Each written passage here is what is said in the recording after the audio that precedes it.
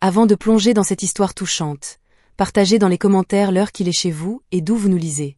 Amara lissait nerveusement le bas de sa robe bleu roi, une pièce d'occasion qu'elle avait soigneusement choisie dans une friperie pour ce rendez-vous. Assise seule à une table d'angle dans le restaurant huppé, elle sentait le tissu usé collé à ses genoux, comme un rappel de sa place dans un monde qui semblait ne pas vouloir d'elle. Son dos restait raide, une tentative futile de masquer l'angoisse qui lui nouait l'estomac. Devant elle, 2 verres à vin en cristal, posés là par le serveur avec une indifférence mécanique, un pour elle, un pour l'homme qui devait la rejoindre. Chaque regard sur ces verres ravivait une douleur familière, celle de ne pas appartenir à cet endroit, avec ses lustres scintillants et ses conversations feutrées. Son téléphone, un modèle basique au boîtier blanc éraflé, reposait entre ses mains tremblantes. Elle tapota l'écran noir, espérant un message d'Evan, cet homme qu'elle avait rencontré en ligne et qui avait promis d'être à l'heure, jurant de s'occuper de tout. Mais les minutes s'étiraient, et son silence pesait comme une trahison. Dans son sac à main, un billet de $5 froissé, tout ce qui lui restait après une semaine de sacrifice. Ce billet était son filet de sécurité, prévu pour un trajet en bus en cas d'urgence. Cet après-midi encore, elle avait rendu une enveloppe contenant $3000 trouvée dans la poche d'une veste de costume en repassant.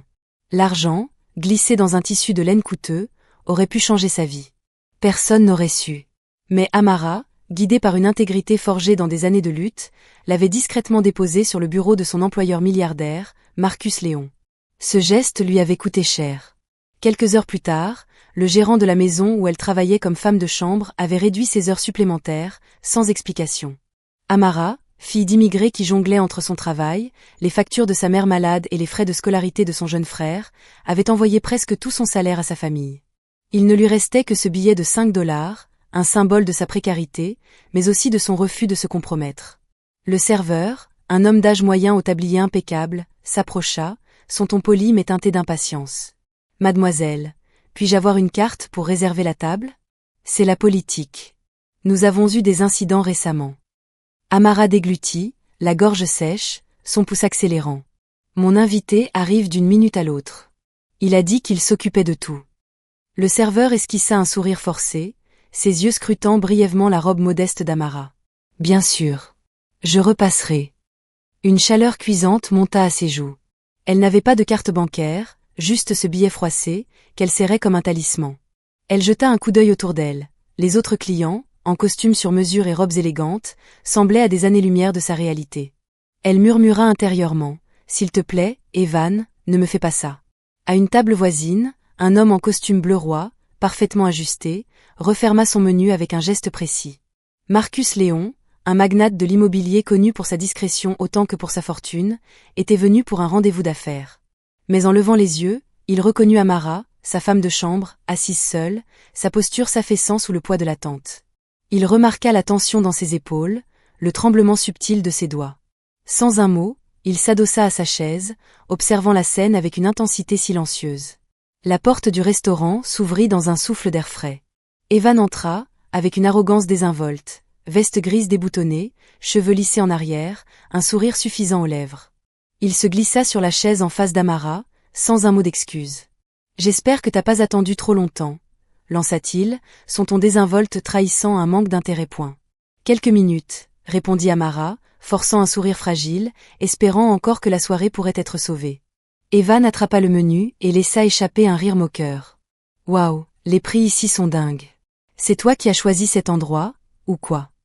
Les yeux d'Amara s'écarquillèrent, piqués par la remarque. « C'est toi qui l'as proposé. »« Ok, relax, » dit-il en haussant les épaules, faisant signe au serveur. « Une eau gazeuse pour moi. On verra pour la suite. » Le serveur revint, s'éclaircissant la gorge. « Monsieur, nous avons besoin d'une carte avant de commencer le service. » Evan s'adossa, un sourire narquois étirant ses lèvres. « Les dames d'abord. » Amara se figea, une vague de panique l'envahissant. La chaleur lui brûla le visage. « Je n'en ai pas, » murmura-t-elle, fouillant son sac avec des mains tremblantes pour en sortir le billet froissé. « C'est tout ce que j'ai. » Le rire d'Evan éclata, trop fort, attirant les regards des tables voisines. « $5 ? Sérieusement ? Tu viens dans un endroit comme celui-ci avec $5 ? » La gorge d'Amara se serra. Elle fixa la nappe immaculée, clignant des yeux pour retenir les larmes qui menaçaient de couler. « Tu aurais dû me prévenir, » continua Evan, sa voix prenant une tonalité théâtrale, comme s'il s'adressait à un public. Tu gagnes un salaire de misère et tu me traînes dans un resto pareil? À quoi tu pensais? Les clients autour s'agitèrent, mal à l'aise. Un homme en costume gris la dévisagea avec un mélange de pitié et de jugement. Un couple à une table voisine baissa la voix, leurs murmures comme des aiguilles dans le cœur d'Amara. Elle se tamponna le coin de l'œil, feignant un calme qu'elle n'avait pas. Ce n'est pas. Commença-t-elle, la voix tremblante. Evan la coupa, implacable. Quoi? Tu pensais que j'allais payer pour ton petit délire de luxe? Tu peux même pas t'acheter une miche de pain. Il ricana, se penchant en avant. Franchement, j'aurais dû m'en douter.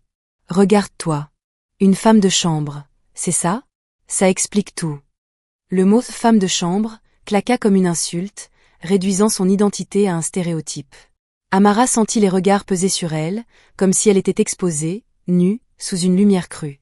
Le chef d'étage, un homme au costume impeccable et à l'expression sévère, s'approcha.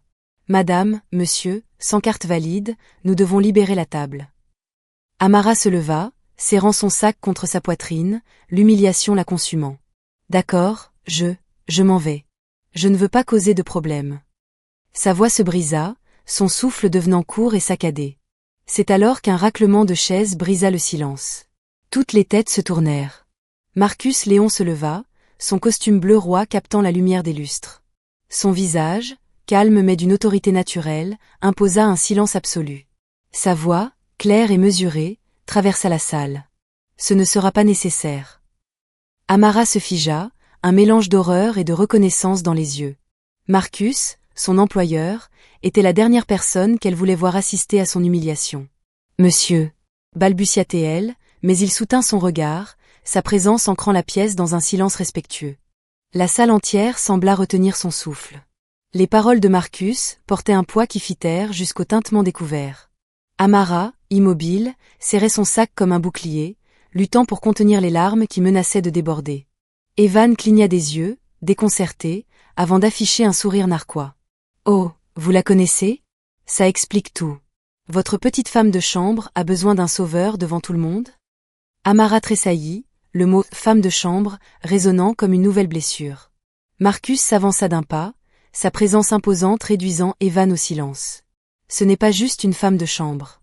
C'est Amara, une femme d'une intégrité rare, et elle est mon invitée ce soir. Le chef d'étage, nerveux, intervint. Monsieur, notre règlement exige. Marcus tendit une carte noire, son regard glacial. Mettez Y ce qu'il faut pour la table. Et présentez-lui vos excuses. Elle les mérite. Le gérant, déstabilisé, se tourna vers Amara. Mademoiselle, je suis sincèrement désolé. J'ai manqué de respect. Amara baissa les yeux, sa voix à peine audible. Ce n'est pas grave. Non, coupa Marcus, son ton tranchant. Ce n'est pas grave. On ne s'excuse pas d'être humilié. On s'excuse d'avoir humilié. Les clients s'agitèrent, des murmures parcourant la salle comme une vague. Evan, toujours affalé, ricana. Waouh, vous jouez vraiment les héros. Elle est fauchée, mec. Regardez-la. 5 $. Et vous prétendez qu'elle a sa place ici? Marcus serra la mâchoire, son regard perçant. Tu veux parler d'argent? Parlons d'intégrité. Il se pencha légèrement, sa voix aussi affûtée qu'un rasoir. Cet après-midi, Amara a trouvé 3 000 $ en liquide dans ma veste. Pas de témoins, pas de traces. Elle aurait pu les garder, refaire sa vie avec cet argent. Sais-tu ce qu'elle a fait? Le restaurant était suspendu à ces paroles, le silence si profond qu'on aurait entendu une goutte d'eau tomber. Elle les a posés sur mon bureau, sans un mot. C'est elle. Ça vaut plus que toutes tes provocations mesquines ce soir. Et toi, tu oses la réduire à 5 $? Les lèvres d'Amara tremblèrent. Elle porta une main à sa bouche, des larmes roulant sur ses joues, brillantes sous la lumière tamisée. Le sourire d'Evan vacilla. Allez, elle te manipule, marmonna-t-il, mal à l'aise. Marcus plissa les yeux. Supprime l'enregistrement. La salle s'agita. Les regards convergèrent vers le téléphone d'Evan, posé sur la table, sa lumière rouge clignotant comme une accusation. Bégaya-t-il, cherchant une échappatoire. Supprime-le. Maintenant, ordonna Marcus, sa voix comme un couperet. 2 agents de sécurité s'approchèrent, bras croisés, leur présence renforçant l'autorité de Marcus. Sous leur regard, Evan jura à voix basse, manipula son téléphone jusqu'à ce que la lumière s'éteigne, puis le fourra dans sa poche. Il se leva brusquement, sa chaise grinçant sur le parquet point. Profitez de votre projet caritatif, cracha-t-il, le visage écarlate. Elle est à vous. Il quitta le restaurant en trombe, la porte vitrée claquant derrière lui. Un soupir collectif parcourut la salle. Marcus se tourna vers Amara, sa voix désormais douce, presque paternelle. Assieds-toi. Elle tremblait, les joues humides. Tout le monde me regarde. Laisse-les faire, répondit-il, ferme mais bienveillant. Il ne regarde plus la honte. Il regarde le respect. Lentement, elle se rassit, ses jambes flageolantes. Le serveur s'approcha, hésitant, son carnet à la main. Je prends votre commande, monsieur. Marcus ignora le menu. Apportez-lui quelque chose de simple, de réconfortant. Quelque chose qu'elle appréciera. Il marqua une pause, réfléchissant. Poulet rôti, légumes frais, préparés avec soin. Et une carafe d'eau pour la table. Amara saisit sa fourchette, les mains encore tremblantes. Tu n'étais pas obligé, murmura-t-elle, la voix brisée par l'émotion point. Si, je l'étais, répondit Marcus, ses yeux ancrés dans les siens. Tu m'as montré de l'honnêteté quand personne ne regardait. Ce soir, je t'offre la dignité, devant tous. Des larmes coulèrent à nouveau, mais cette fois, un sourire fragile éclaira son visage, comme une lueur d'espoir après une longue nuit. Le lendemain matin, Amara, en uniforme de travail, se tenait timidement à la porte du bureau de Marcus, une pièce élégante aux murs ornés de bois sombres et de grandes fenêtres donnant sur la ville. Lucia, la directrice des ressources humaines, s'agitait sous le regard perçant de son patron, ses lunettes glissant légèrement sur son époin. Ses heures supplémentaires ont été réduites sans motif valable, déclara Marcus, son ton dur mais maîtrisé. Rétablissez-les. Avec une compensation rétroactive pour les semaines perdues. Lucia ouvrit la bouche, hésitante. Monsieur, c'est inhabituel. Et inscrivez-la à des cours du soir, coupa-t-il, sans lui laisser le temps de protester. Gestion hôtelière, comptabilité, ou tout ce qu'elle choisira.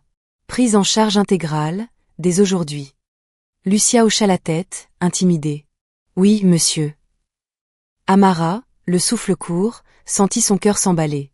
Pourquoi fais-tu tout ça? Demanda-t-elle, sa voix tremblante d'incrédulité. Marcus se tourna vers elle, son regard s'adoucissant. Parce que personne d'aussi honnête ne devrait jamais être humilié pour 5 $. Parce que la dignité n'est pas un luxe, c'est un droit.